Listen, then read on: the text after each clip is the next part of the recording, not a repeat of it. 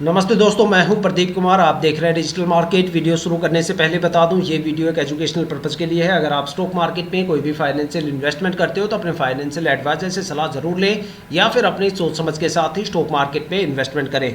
अगर आपको stock market में कोई भी फाइनेंशियल लॉस होता है तो उसके लिए ये वीडियो रिस्पॉन्सिबल नहीं रहेगी। तो चलो दोस्तों, वीडियो शुरू करते हैं। दोस्तों, आज हम बात करने वाले हैं उड़ीसा बंगाल कैरियर स्टॉक के बारे में। देखा जाए तो ये स्टॉक लॉजिस्टिक कार्गो सेक्टर से बिलोंग करता है। देखो, आज इस स्टॉक के बारे में 3 ऐसी इंपॉर्टेंट चीज बताने वाला हूं जो हर एक इन्वेस्टर्स को किसी भी स्टॉक मार्केट में किसी भी स्टॉक में इन्वेस्टमेंट करने से पहले बिल्कुल पता होना चाहिए। अगर आप ये पॉइंट इग्नोर कर देते हो तो भाई समझ लो आपने स्टॉक में एक बड़ी गिरावट आपको देखने को मिल सकता है, एक बड़ा लॉस भी आपको देखने को मिल सकता है। एक इन्फॉर्मेटिव पर्पज के लिए या किसी भी स्टॉक की अगर आप एनालिसिस करते हो तो ये 3 पॉइंट आप बिल्कुल भी इग्नोर ना करें। तो सबसे पहला जो पॉइंट यहाँ पे मैं आपको बताने वाला हूँ, देखो सबसे पहले बता देता हूँ, ये सारे पॉइंट मैं आपको थोड़ा सा ब्रीफ समरी में बता देता हूँ ताकि आपको वीडियोस में आगे जो मैं प्रैक्टिकल चीजें दिखाने वाला हूँ उससे पहले आपको ये सारी चीजें समझ में आ जाए। तो सबसे पहला जो पॉइंट होता है वो होता है स्टॉक के लास्ट ईयर्स के रिटर्न। देखो, किसी भी स्टॉक में इन्वेस्टमेंट करने से पहले आपको स्टॉक के पिछले 5 सालों के रिटर्न जरूर देखने चाहिए, जिससे आपको एक आइडिया मिलेगा, एक पैटर्न देखने को मिलेगा कि भाई स्टॉक शॉर्ट टर्म में ज्यादा प्रॉफिटेबल है या फिर स्टॉक लॉन्ग टर्म में ज्यादा प्रॉफिटेबल है, या फिर ऐसे कौन कौन से नेगेटिव टाइम ड्यूरेशन है जहां पे आपको स्टॉक में बड़ी गिरावट देखने को मिल सकती है, या फिर ऐसे कौन कौन से पॉजिटिव टाइम ड्यूरेशन है जहां पे आपको स्टॉक में भर भर के रिटर्न देखने को मिल सकता है। मैक्सिमम स्टॉक में कितनी गिरावट हो सकती है और मैक्सिमम वो स्टॉक कितना ज्यादा रिटर्न देने का दम रखता है। और दूसरा जो सबसे मेजर पॉइंट होता है वो होता है किसी भी स्टॉक के शेयर होल्डिंग पैटर्न को चेक करना। देखो, मोस्टली बंदों की क्या यहाँ पे एक साइकोलॉजी ऐसी बनी हुई है कि भाई बंदे ये सोचते हैं, आजकल के इन्वेस्टर ये सोचते हैं कि भाई जिस स्टॉक में डीआईआई एफआईआई प्रमोटर की होल्डिंग ज्यादा ठोक ठोक के भरी रहेगी वो स्टॉक आने वाले टाइम में एक अच्छा खासा रिटर्न देता है। लेकिन ऐसा बिल्कुल भी नहीं होता, क्योंकि ये सारी चीजें आपको तब पता चलेगी जब आप उस स्टॉक के बारे में कम से कम 1.5 या 2 साल के लिए कम से कम एनालिसिस करोगे। देखो, हम यहाँ पे रेगुलर काफी ज्यादा वीडियो बनाते हैं तो हमारी जो स्किल्स होती है, हम काफी ज्यादा स्टॉक्स को एनालिसिस करते हैं तो हमारी स्किल्स यहाँ पे काफी ज्यादा इंप्रूव हो जाती है, तो हम उस चीज को कैच कर लेते हैं। लेकिन वो सारी बारीकियां जो होल्डिंग पैटर्न के बारे में होनी चाहिए वो मैं आपको थोड़ा से शॉर्ट में आपको बता देता हूं। देखो, किसी भी स्टॉक में इन्वेस्टमेंट करने से पहले वहां पे प्रमोटर की होल्डिंग 50% या उससे ज्यादा होनी चाहिए। अगर किसी भी स्टॉक में प्रमोटर की होल्डिंग 50% से कम है तो भाई समझ लो आपको उस स्टॉक में आने वाले टाइम में प्रमोटर अपनी होल्डिंग को जल्दी से कम करने की कोशिश करेंगे, जिससे आने वाले टाइम में स्टॉक में आपको स्ट्रेस लेवल ज्यादा देखने को मिलेगा और स्टॉक के रिटर्न काफी ज्यादा कम देखने को मिलेंगे। लेकिन अगर मान लो किसी भी स्टॉक में प्रमोटर की होल्डिंग 50% से ज्यादा है, मान लो 70, 80, 90% या इससे ज्यादा है, तो वो स्टॉक या तो मल्टीबैगर बन जाता है या फिर वो स्टॉक एक अच्छा खासा रिटर्न मार्केट में देता है। तो देखा जाए तो प्रमोटर जो होते हैं वो सबसे ज्यादा ट्रस्टवर्दी इन्वेस्टर्स होते हैं स्टॉक मार्केट में, जो किसी भी स्टॉक के बारे में सबसे ज्यादा इंफॉर्मेशन रखते हैं और वो कंपनी के साथ काफी लंबे टाइम तक चलते हैं और अपनी होल्डिंग को धीरे धीरे करके रिलीज करते हैं। तो देखा जाए तो स्टॉक मार्केट में 2 सबसे ज्यादा पैनिक इन्वेस्टर्स की भी कैटेगरी है। मोस्टली जितने भी इन्वेस्टर्स होते हैं वो ये समझते हैं भाई पब्लिक इन्वेस्टर सबसे ज्यादा पैनिक इन्वेस्टर्स की कैटेगरी में आता है। तो अगर आप भी ऐसा सोचते हो तो फिर आपको अपने फंडामेंटल एनालिसिस स्किल को काफी हद तक इंप्रूव करने की जरूरत है, क्योंकि स्टॉक मार्केट में 2 ऐसे इन्वेस्टर्स जो सबसे ज्यादा पैनिक इन्वेस्टर्स की कैटेगरी में आते हैं वो एफआईआई और डीआईआई आता है। एफआईआई का मतलब होता है foreign institutional investors. Foreign institutional investors वो इन्वेस्टर्स जो डोमेस्टिक मार्केट के साथ साथ ग्लोबल मार्केट में भी इन्वेस्टमेंट करते हैं, चाहे वो इन्वेस्टमेंट का मामला हो या फिर मार्केट के एनालिसिस का मामला हो। दोनों ही मामलों में पब्लिक इन्वेस्टर से हमेशा 2 कदम आगे चलते हैं। जब उनको पता चलता है भाई ग्लोबल मार्केट में कोई बड़ी गिरावट होने वाली है या फिर वहां पे गिरावट का सिलसिला शुरू हो गया तो वो यहाँ पे सबसे पहले बिकवाली करते हुए नजर आते हैं। जब वो बिकवाली करते हैं, बिकवाली करके निकल जाते हैं, तब जाके पब्लिक इन्वेस्टर्स को समझ में आता है कि भाई मार्केट में कोई बड़ी गिरावट होने वाली है। तब जाके पब्लिक इन्वेस्टर्स पैनिक होना स्टार्ट करते हैं और एक बड़ा सेलिंग प्रेशर हमें मार्केट में देखने को मिलता है और तब जाके स्टॉक में बड़ी गिरावट वहां पे जन्म ले लेती है। इसलिए क्या होता है कि एक रेशियो होता है एफआईआई डीआईआई का। अगर कोई एक जनरली रेशियो मैं आपको बताऊं तो अगर एफआईआई और डीआईआई की होल्डिंग 10 या 15% के लेवल को क्रॉस करती है तो भाई वहां पे एक बड़ी गिरावट आपको बड़े लेवल की फ्लक्चुएशन आपको देखने को मिल सकती है। और अगर मान लो एफआईआई और डीआईआई का जो डेटा है वो कम से कम 30, 35 या 40% के लेवल को क्रॉस करता है तो एक बड़ी गिरावट आपको आने वाले टाइम में देखने को मिल सकती है। तो यही होता है कि देखो, किसी भी स्टॉक में अगर आपको एक अच्छा खासा रेवेन्यू लेना है तो वहां पे प्रमोटर की होल्डिंग ज्यादा से ज्यादा होनी चाहिए और एफआईआई और डीआईआई की होल्डिंग कम से कम होनी चाहिए। उस स्टॉक से आप मार्केट से एक अच्छा खासा प्रॉफिट गेन कर सकते हो। अब बात करते हैं तीसरे सबसे मेजर पॉइंट के बारे में। देखो तीसरा सबसे मेजर पॉइंट होता है उस स्टॉक की फाइनेंशियल कंडीशन के बारे में। मोस्टली बंदे, मान लो मैं अगर आपसे पूछता हूं कि भाई मुझे स्टॉक के बारे में, जो यहाँ पे स्टॉक है उड़ीसा बंगाल कैरियर स्टॉक, इसके मुझे फाइनेंशियल कंडीशन के बारे में बताओ, तो जाहिर सी बात है आप स्टॉक के क्वार्टरली रिजल्ट चेक करोगे सबसे पहले और आप मुझे बताओगे भैया इसका इतना रिवेन्यू है, पॉजिटिव रिवेन्यू है, कंपनी तो जबरदस्त रिटर्न देने वाले। तो भाई ऐसा कुछ भी नहीं होता। देखो कंपनी का जो हम यहाँ पे क्वार्टरली रिजल्ट में देखते हैं वो टोटल रिवेन्यू होता है। टोटल रिवेन्यू में कई चीजें शामिल हो जाती है। देखो एक कंपनी के इनकम के काफी ज्यादा सोर्सेज होते हैं। कंपनी मार्केट में भी इन्वेस्टमेंट करती है, इंश्योरेंस कंपनी में भी इन्वेस्टमेंट करती है, म्यूचुअल फंड में भी इन्वेस्टमेंट करती है, साथ में काफी ज्यादा सब्सिडीज में भी वो इन्वेस्टमेंट करती है।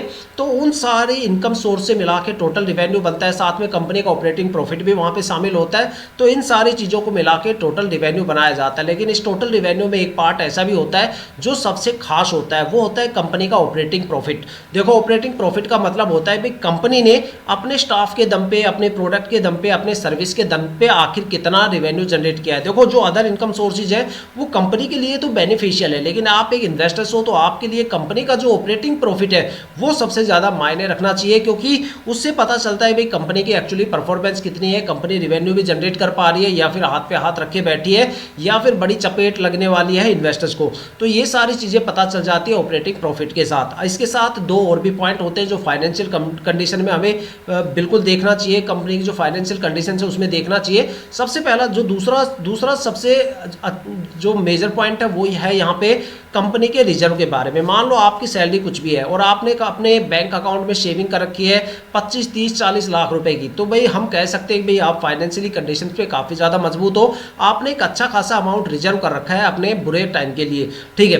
तो ऐसे ही कंपनी के रिजर्व से पता चलता है भाई कंपनी डेबिट फ्री है या फिर कंपनी में कोई बड़ा कर्ज है, जो हमें इस कंपनी के रिजर्व और सरप्लस से पता चल जाता है। तीसरा जो सबसे मेजर पॉइंट होता है वो होता है इन्वेस्टमेंट को लेके कि भाई मार्केट में कंपनी अपने बिजनेस को एक्सपेंड करने के लिए आखिर कितना इन्वेस्टमेंट कर रही है।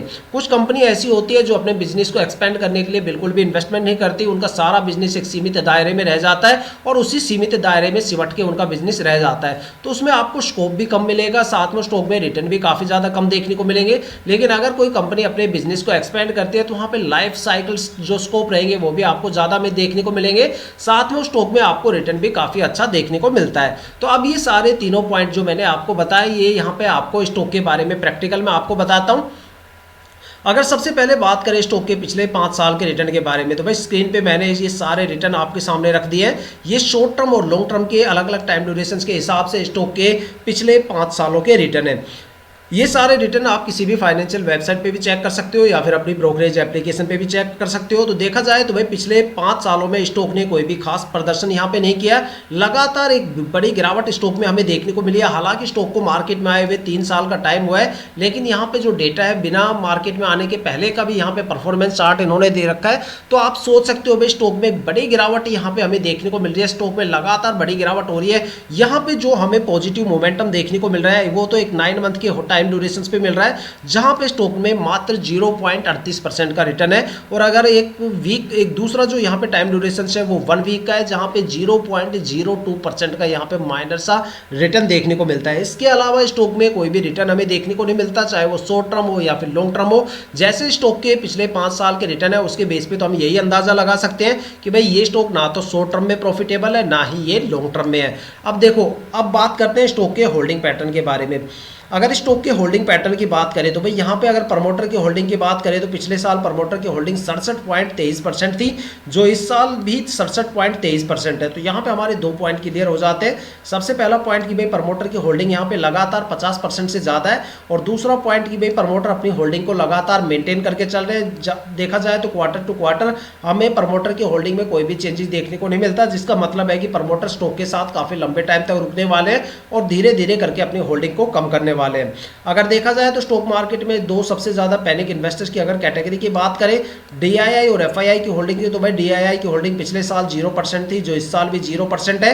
साथ में अगर FII की होल्डिंग की बात करें तो वो भी 0% थी। बीच में यहाँ पे कुछ होल्डिंग हमें FII की देखने को मिली कुछ क्वार्टर के अंदर, लेकिन वो लास्ट में आते आते यहाँ पे होल्डिंग हो गई है 0%। तो हम कह सकते हैं भाई एक पब्लिक इन्वेस्टर्स के लिए ये 2 पॉइंट काफी ज्यादा पॉजिटिव हो सकते हैं, क्योंकि यहाँ पे आपको फ्लक्चुएशन काफी कम देखने को मिलेगा। अब बात करते हैं स्टॉक में पब्लिक इन्वेस्टर्स की। तो भाई पब्लिक इन्वेस्टर्स यहाँ पे 25.67% है, 25.67% थे पिछले साल, जो इस साल घट के यहाँ पे हो गए हैं 24.64% के करीब। तो एक यहाँ पे देखा जाए तो 1% से ज़्यादा की गिरावट हमें यहाँ पे पब्लिक इन्वेस्टर्स की होल्डिंग में, मतलब अबाउट 1% की यहाँ पे गिरावट हमें देखने को मिलती है पब्लिक इन्वेस्टर्स की होल्डिंग में। और ये होल्डिंग में गिरावट जो है उसका यही सबसे बड़ा रीज़न हो सकता है भाई स्टॉक शॉर्ट टर्म और लॉन्ग टर्म में दोनों में इतनी खास परफॉर्मेंस दे नहीं पाया। अब बात करते हैं स्टॉक के फाइनेंशियल कंडीशन के बारे में।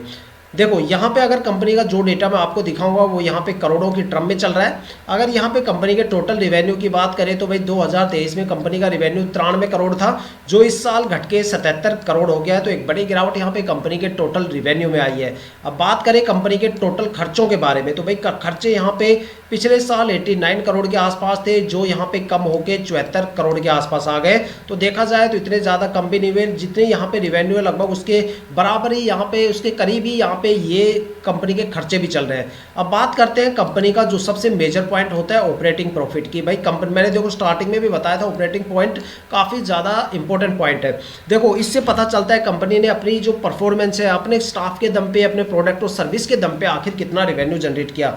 तो भाई पिछले साल कंपनी ने 3 करोड़ का रिवेन्यू जनरेट किया था अपने दम पे, और इस साल कंपनी ने 4 करोड़ का रिवेन्यू जनरेट किया। अब एक पॉइंट यहाँ पे क्लियर करने लायक है, भाई कंपनी का अगर टोटल रिवेन्यू यहाँ पे 77 करोड़ दिखा रहा है और कंपनी का अगर खुद का रिवेन्यू 4 करोड़ है, तो ये बाकी का रिवेन्यू कहाँ से आ गया? तो भाई ये रिवेन्यू अदर इनकम सोर्सेज से आए हैं। जैसे यहाँ पे अदर इनकम से आ गया, मार्केट से कितना इंटरेस्ट कैप्चर किया, तो इस तरह से काफ़ी अलग अलग इनकम सोर्स है जहाँ से ये रिवेन्यू बना है। लेकिन कंपनी ने अपने दम पे मात्र 4 करोड़ की क्षमता है कंपनी को अपना रिवेन्यू जनरेट करने की इस साल, जो अगर डेटा यहाँ पे दिखाया गया है उसके अकॉर्डिंग। तो अगर बात करें अब कंपनी के रिजर्व और सरप्लस के बारे में, तो भाई कंपनी के अगर रिजर्व की बात करें तो यहाँ पे 2020 में 4 साल पहले कंपनी का रिजर्व 48 करोड़ था, जो 4 साल में बढ़ के यहाँ पे 68 करोड़ हुआ है। तो देखा जाए तो 20 करोड़ की यहाँ पे हमें करीब ग्रोथ देखने को मिलती है। देखा जाए तो कंपनी डेबिट फ्री है। अब बात करते हैं स्टॉक के टोटल खर्चों के बारे में। अगर कंपनी के टोटल खर्चों की बात करें तो भाई यहाँ पे जो खर्चे थे कंपनी के 2020 में 113 करोड़ थे, जो इस साल तक बढ़ के यहाँ पे 114 करोड़ हो गए। तो देखा जाए तो कोई बड़ी ग्रोथ तो यहाँ पे हुई नहीं है खर्चों में, खर्चे लगभग वहाँ पे, लेकिन अगर देखा जाए तो टोटल रिवेन्यू कंपनी के काफ़ी ज़्यादा है। तो मतलब काफ़ी ज़्यादा उसके हिसाब से यहाँ पे देखो कंपनी के खर्चे तो रहते हैं, अगर कोई कंपनी चलाता है तो भाई खर्चे तो ज़रूर निकल के आएंगे, लेकिन रिवेन्यू अगर नहीं होता है और खर्चे बढ़ जाते हैं तब वहाँ पे एक नेगेटिव पॉइंट हमें देखने को मिलता है। अब बात करें स्टॉक के इन्वेस्टमेंट को लेके कि भाई स्टॉक ने मार्केट में अपने बिजनेस को एक्सपेंड करने के लिए कितना इन्वेस्टमेंट किया। तो भाई 2020 में कंपनी ने कोई भी यहाँ पे अपना बिजनेस फैलाने के लिए, एक्सपेंड करने के लिए यहाँ पे कोई भी इन्वेस्टमेंट नहीं किया। 2021 में भी कोई नहीं किया, 2022 में भी कोई नहीं किया। लेकिन यहाँ तक आते आते कंपनी ने यहाँ पे 6 करोड़ का इन्वेस्टमेंट इस साल किया था। यहाँ पे जो डेटा मैं आपको दिखा रहा हूँ, ये सारा डेटा जो है मार्च 2024 का है। तो यहाँ पे जो कंपनी ने मार्केट में जो इन्वेस्टमेंट किया है, ये देखो डेटा मैं नहीं, देखो यहाँ पे अब आप बोलोगे कि भैया मार्च 2024 का क्यों है, क्योंकि इनकी जो बैलेंस शीट है वो अभी तक शायद अपडेट नहीं हुई, जिसकी वजह से यहाँ पे जो डेटा दिखाया गया है वो मार्च 2024 का दिखाया गया है। तो अगर यहाँ पे कंपनी के इन्वेस्टमेंट को लेके बात करें तो कंपनी ने अपने बिजनेस को एक्सपेंड करने के लिए 6 करोड़ का इन्वेस्टमेंट किया है। तो देखा जाए तो ये एक बड़ा पॉइंट हमारे लिए हो सकता है, क्योंकि कंपनी का जो ऑपरेटिंग प्रॉफिट है वो 4 करोड़ है। अपने ऑपरेटिंग प्रॉफिट से भी ज़्यादा कंपनी ने अपने बिजनेस को एक्सपेंड करने पर ध्यान दिया, ये सबसे बड़ा पॉजिटिव पॉइंट हमें देखने को मिलता है। तो दोस्तों ये थी अब तक की सबसे लेटेस्ट इन्फॉर्मेशन जो मैंने आपको बताई उड़ीसा बंगाल कैरियर स्टॉक को लेके। अगर आपके माइंड में कोई भी ऐसा स्टॉक है जिसमें आप इन्वेस्टमेंट करने की सोच रहे हो, या फिर आपने उस स्टॉक में इन्वेस्टमेंट कर दिया है और आपको स्टॉक के रिटर्न के बारे में बिल्कुल नहीं पता, तो आप हमें कमेंट करके अपने स्टॉक का नाम बताइए। हम आने वाली वीडियो में आपके स्टॉक को जरूर कवर करेंगे। अगर आप इस वीडियो या चैनल पर नए हो तो चैनल को सब्सक्राइब जरूर कीजिएगा, ताकि हम जितने भी डीपली एनालिसिस करके आप लोगों के लिए वीडियो लेके आते हैं उसकी नोटिफिकेशन आप तक सबसे पहले पहुंचे, ताकि आप स्टॉक मार्केट के हर पहलू से रूबरू रहें, अपने आप को अपडेट और अपग्रेड करते रहें। इसी के साथ ये वीडियो समाप्त करते हैं, मिलते हैं नेक्स्ट वीडियो के साथ।